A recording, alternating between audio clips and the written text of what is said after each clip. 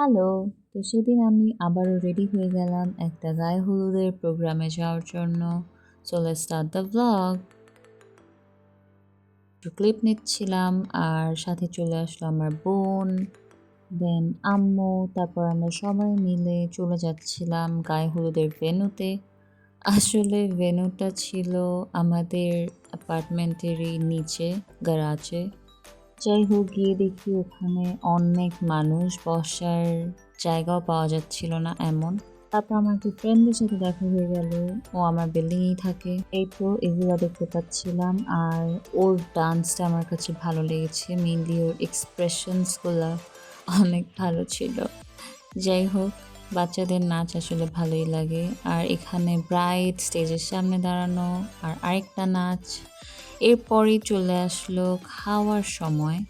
আমরা সবাই যার যার মতো প্লেট নিয়ে চলে গেলাম খেতে। তারপরে বসে পড়লাম আর এই তো কোকা কোলাও দিয়ে দিয়েছিল। এখানে আমি, আপু, আম্মু সবাই বসে বসে খাচ্ছি। খাওয়া শুরু করে দিয়েছি।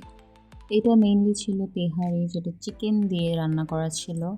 সবার খাওয়া-দাওয়া মোটামুটি শেষ আর এখানে ভ্লগটাও শেষ।